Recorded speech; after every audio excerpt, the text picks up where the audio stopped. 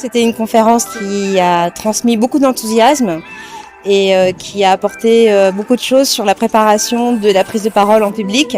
En fait, quand nous parlons en public, nous parlons pour et avec notre public. C'est l'enthousiasme, c'est parler avec votre public et la forme et le fond. Donc c'était une conférence qui avec beaucoup d'émotions, mais très structurée, qui a permis de capter ce message. Donc ces 3 points. Quand on veut aller un petit peu plus loin sur à qui je parle, on peut se dire que on n'est pas tous câblés de la même façon dans notre cerveau. En fait, la façon dont nous percevons le monde va influencer notre façon de parler. J'ai une conférence vendredi, je vais appliquer d'ores et déjà tout ce que j'ai noté sur mes notes et je vais le mettre en pratique. Nos sens, ils captent 400 000 unités d'information à la seconde. Et notre cerveau, en fonction de c'est bon, c'est pas bon, il fait un tri et il en porte 40 à notre conscience. Donc de 400 000 à 40, il y a un énorme filtre. Il faut savoir que tout ce qui n'est pas porté à notre conscience n'existe pas pour nous puisque c'est pas dans notre conscience. Donc ça n'existe pas.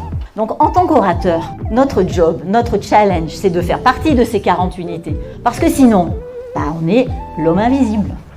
Moi j'ai beaucoup aimé tout ce qui concerne l'impact, le sourire, parce qu'on oublie parfois. On connaît son sujet, on est à l'aise en public, mais on oublie de varier le rythme, à faire sourire son public, être dans l'émotion. Mais finalement l'impact il n'est pas là. Parce qu'on a oublié d'aller déclencher de l'émotion chez les gens qui nous ont écoutés. Et c'est très très bien que Véronique nous l'ait rappelé. Qu'est-ce que vous venez apporter à votre public le jour J? Parce que si vous êtes là ce soir, c'est que vous avez envie de quelque chose. Si je vous raconte ma vie pour vous raconter ma vie, ça ne va pas vous intéresser. Donc qu'est-ce que vous allez en retirer de très concret? Ça c'est la promesse. Ma promesse à moi, c'est que en intégrant tout ça, vous allez arriver à mieux vous exprimer en public et à être super à l'aise. J'ai beaucoup aimé toute la partie sur les changements de rythme. On voit que c'est quelque chose qu'elle adopte elle aussi dans sa façon de présenter, de maîtriser les silences, de faire attention aussi à capter l'attention de son public. Donc c'était des points clés que je trouve vachement intéressants et aussi adaptables à d'autres situations. Dans la forme, il y a les gestes. Alors évidemment, certains vont en faire trop et d'autres pas assez. Je ne sais pas pourquoi. Quand on parle en public, on a l'impression d'avoir comme une petite boîte de chaussures devant nous. On la tient très fort, vous voyez, comme ça.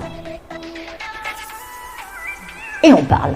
Alors on a les coudes bien collés, bien comme ça, et on se tient comme ça, et on parle comme ça.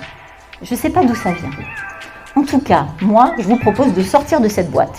Le geste, il part de l'épaule jusqu'au bout des doigts. Et là, on a des gestes qui sont différents. Vous allez répéter après moi. Ça va bien. Ça va bien.